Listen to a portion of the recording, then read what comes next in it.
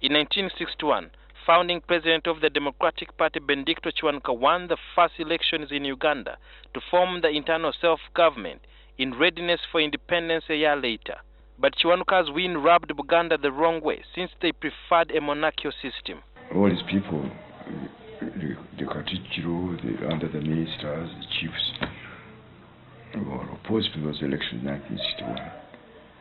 To the extent of harassing and persecuting those who went to participate in those elections.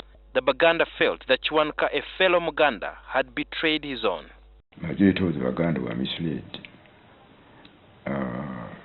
conceptually about the whole idea of national political parties because of indoctrination from above. As such, DP and its leader Chiwanuka were seen as enemies of Buganda Kingdom. Some of our people were killed. Sure. Yes, I was almost killed myself.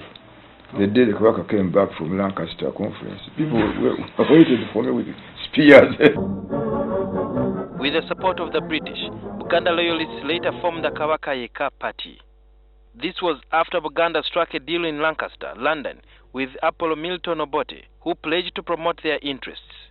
Obote later married a Muganda lady Miriam Obote to win the trust of Baganda. And people were, as it were, inducted into this organization, which was controlled by the chiefs, from top down. Kawaka King alone. It was very difficult, very bad time. Then the one-man vote concept was introduced. Dr. Ssemwogerere argues that just like it was then, the creation of districts and constituencies is an act of gerrymandering in favor of the ruling NRM party. It's very easy to manipulate the votes using the state functionaries, the RDCs and so on, to control the electoral system, the electoral process of the whole district. Dr. Ssemwogerere, who was then DP president, lost the controversial 1980 elections to UPC's Milton Obote. He says the scale and intensity of violence and interference by state agencies was worse in 1980 compared to 1961. With the selection and raising of a flag, the singing of a national anthem, and the display of a coat of arms. I gave an example, for instance, in South Bukedi.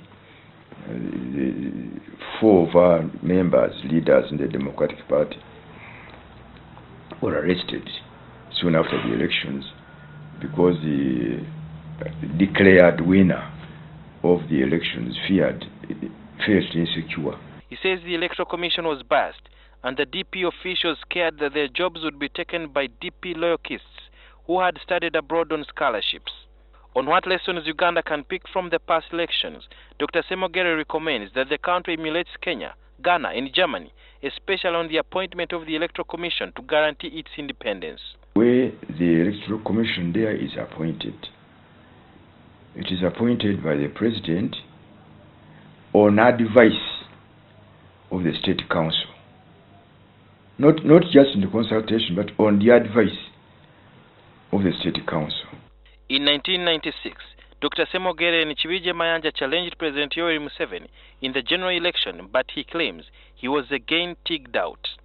He claims that the National Voters Register was inflated just like it was done for the Constituent Assembly elections of 1994.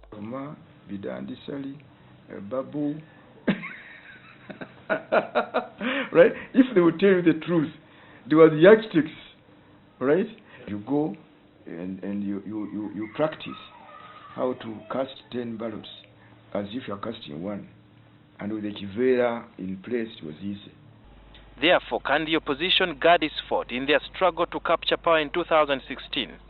All opposition candidates have failed to defend their vote, right from 1961. Although Dr. Ssemwogerere says Uganda's democratization process has seen some gains, other scholars feel that the commercialization of politics will undermine the democratic dividend. State money, public money, has been used in favor of the ruling party. The opposition generally and the FDC, they have failed to put up candidates everywhere. Because you go there and say, stand, give me money. Go and mobilize, where is the money? There have also been sticky questions on financing elections, both at the national and individual levels. On many occasions, the Electoral Commission Chairman, Dr. Badru Chigunda, has given assurance that the Commission is independent in the face of intense criticism from the opposition, which doubts EC's impartiality. The mode of appointment of the Commission is the main area of contention, where the President handpicks the commissioners with the approval of Parliament. It has been recommended that Uganda should adopt the Ghanaian model, where the independence of the Electoral Commission is never in doubt. Sudhir Byaruhanga, NTV.